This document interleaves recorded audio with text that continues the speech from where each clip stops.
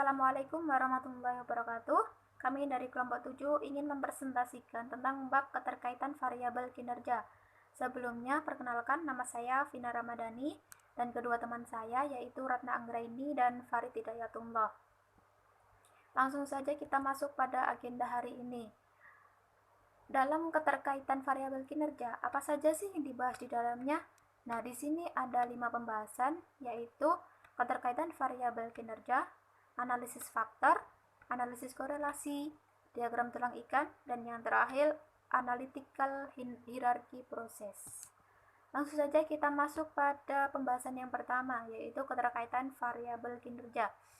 Di sini contohnya seperti keterkaitan antar level manajemen. Nah, di sini dilakukan perbaikan kinerja di level shop floor. Perbaikannya itu seperti penyelesaian produk tepat waktu, waktu ancang lebih pendek, persediaan antar proses produksi sedikit. Nah, di sini perbaikan kinerja pada level shop floor akan berdampak pada kinerja yang lainnya seperti lebih responsif, lebih fleksibel. Jika sudah lebih responsif dan lebih fleksibel, itu dapat meningkatkan kemampuan kompetitif. Kemudian jika kemampuan kompetitif sudah meningkat, maka pangsa pasar akan meningkat.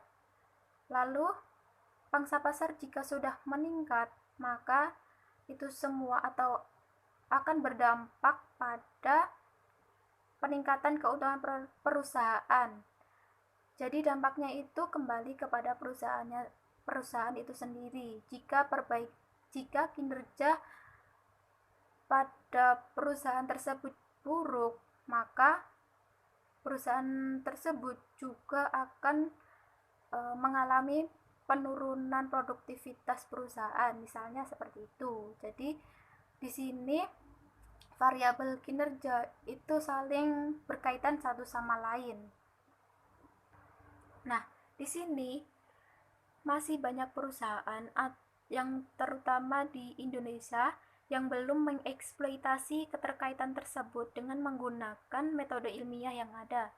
Nah, di sini ada beberapa metode yang dapat digunakan untuk mengeksplorasi keterkaitan variabel kinerja, yaitu analisis faktor, analisis korelasi, penggunaan diagram tulang ikan, dan yang terakhir penggunaan analytical hierarchy process. Kemudian di slide selanjutnya ini ada analisis faktor. Analisis faktor itu adalah mengelompokkan faktor ke dalam dimensi yang lebih kecil, kemudian menarik kesimpulan dari faktor tersebut. Fungsi dari analisis faktor itu sendiri ada 6, yaitu menentukan himpunan, mengelompokkan orang-orang. Di sini yang dimaksud orang-orang itu seperti responden kuis. Kemudian fungsi yang ketiga yaitu mengidentifikasi variabel-variabel, kemudian membentuk himpunan dari variabel, menganalisis fenomena, dan yang terakhir menjabarkan atau menguraikan suatu kaitan yang kompleks. Selanjutnya, klasifikasi penggunaan metode analisis faktor. Di sini ada 3. Yang pertama, penyelidikan untuk penemuan atau exploratory. Yang kedua, penegasan suatu hipotesis atau confirmatory use. Yang ketiga, alat pengukuran atau measuring device. Kemudian di sini ada metode analisis faktor. Teknik analisis keterkaitan variabel dapat digolongkan menjadi 2, yaitu analisis komponen utama atau principal component analysis, dan yang kedua analisis faktor umum atau common factor analysis. Nah, di sini ada perbedaan dari kedua teknik tersebut, terutama terletak pada jumlah variansi yang dianalisis, apakah variansi total atau hanya common variance. Analisis faktor dapat digunakan untuk melakukan validasi. Metode ini berguna untuk mengukur korelasi antar variabel-variabel manifest yang akan membentuk variabel laten. Analisis faktor digunakan untuk menjamin bahwa item-item pertanyaan dalam kuesioner dapat mempresentasikan dengan baik variabel laten yang diselidiki. Kemudian di slide selanjutnya ini ada langkah-langkah analisis faktor. Di sini ada 6 langkah. Nah, yang langkah pertama atau tahap pertama yaitu penentuan variabel. Di sini ada 4, yaitu variabel yang dipilih, yang kedua banyaknya variabel, cara pengukuran variabel, dan yang terakhir ukuran atau jumlah sampel. Kemudian tahap kedua yaitu matriks korelasi. Matriks korelasi merupakan matriks yang membuat koefisien korelasi dari semua pasangan variabel yang terdapat dalam penelitian. Nah, variabel ini digunakan untuk mendapatkan nilai kedekatan hubungan antara variabel manifest. Nilai kedekatan ini dapat digunakan untuk melakukan beberapa pengujian guna melihat kesesuaian dengan nilai korelasi yang diperoleh dari analisis faktor. Nah, untuk menguji kesesuaian penggunaan analisis faktor ini digunakan metode Kelser-Meyer-Olkin atau KMO, sedangkan untuk menentukan apakah proses pengambilan sampel telah memadai atau tidak, itu digunakan pengukuran Measure of Sampling Adequacy atau MSA. Saya akan menjelaskan langkah-langkah analisis faktor. Tahap 3 yaitu ekstraksi faktor, digunakan untuk menentukan jenis-jenis faktor yang akan dipakai. Ada 2 metode yaitu rotasi ortogonal faktor dan oblique faktor. Langkah yang 4 yaitu matrik faktor sebelum dirotasi. Matrik faktor sebelum dirotasi digunakan untuk mengeksplorasi kemungkinan pengelompokan dalam sebuah jumlah faktor yang telah diekstraksi. Tahap 5 adalah matrik faktor setelah dirotasi.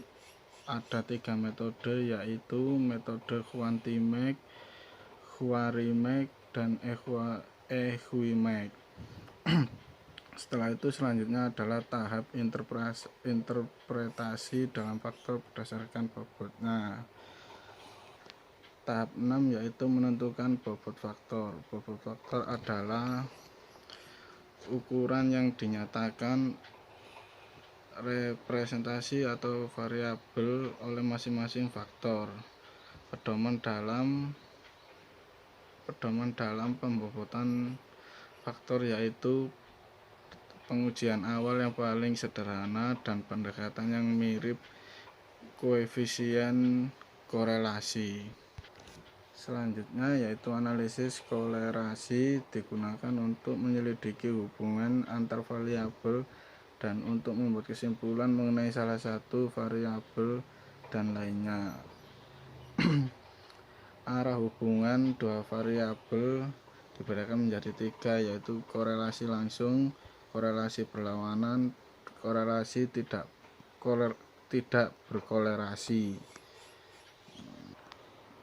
Diagram tulang ikan yaitu alat atau cara yang digunakan untuk analisis pandangan yang sistematik terhadap sebab dan akibat yang timbul atau kontribusi suatu akibat. Saya akan melanjutkan presentasi yaitu Analytical Hierarchy Process. Analytical Hierarchy Process adalah alat bantu pengambilan keputusan yang sederhana untuk menangani masalah yang kompleks, tidak terstruktur, bahkan multi atribut. Penyusunan AHP ada 3 langkah, yaitu desain hierarki, memprioritaskan prosedur, dan menghitung hasil. Untuk desain hierarki, AHP pertama kali melakukan pemecahan persoalan yang kompleks dan multi kriteria menjadi hierarki. Hierarki paling atas menunjukkan pada fokus terdiri dari satu elemen yang menjadi tujuan yang menyeluruh. Elemen yang mempengaruhi keputusan disebut atribut yang menunjukkan tingkat hierarki yang lebih bawah. Atribut merupakan mutually eksklusif dari prioritasnya, tidak bergantung pada elemen hierarki di bawahnya. Tingkat paling bawah dari hierarki disebut sebagai alternatif. Untuk memprioritaskan prosedur, yaitu setelah masalah berhasil diselesaikan dengan prosedur hierarki, pilihan prioritas prosedur untuk mendapat nilai keberartian relatif dari masing-masing elemen di tiap level. Penilaian dimulai dari level kedua dan diakhiri pada level paling bawah. Perhitungan hasil. Setelah membentuk matriks preferensi, proses matematis dimulai untuk melakukan normalisasi dan menemukan bobot prioritas pada setiap matriks. Jika konsistensi rasio lebih besar dari 0,10, artinya terdapat 10% peluang bahwa masing-masing elemen tidak dibandingkan dengan layak. Kemudian dilakukan perhitungan matematis untuk mendapatkan nilai konsistensi yang lebih kecil dari 0,10. Selanjutnya dilakukan perhitungan untuk semua level dan matriks perbandingan sampai pada level alternatif. Sekian presentasi dari kelompok kami. Jika ada salah kata mohon maaf. Wassalamualaikum warahmatullahi wabarakatuh.